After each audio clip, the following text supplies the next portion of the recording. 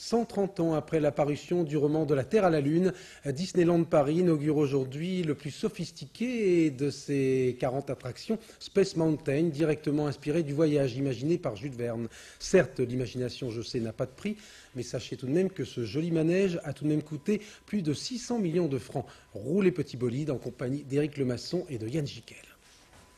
Philippe Bourguignon, le patron français d'Euro Disney, espère bien que les jours sombres sont derrière lui.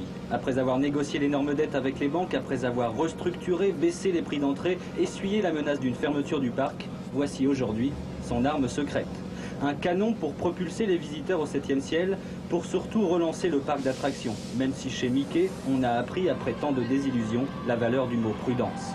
Et tous les chefs d'entreprise ont appris ce qu'était la prudence, ce que c'était de gérer une entreprise dans des mouvements monétaires importants, dans une crise économique importante, etc.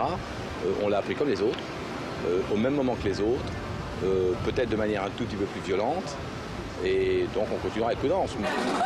Magnifique. La décoiffe, hein. Ah, c'est génial. Génial. Ça, faut respirer très fort.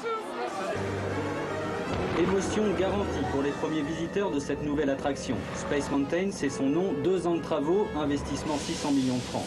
Le joujou est fin prêt, inauguration à l'américaine ce soir, 6000 invités, y compris pourquoi pas des sumotori japonais. Pendant ce temps, la fête continue pour les visiteurs de Space Mountain.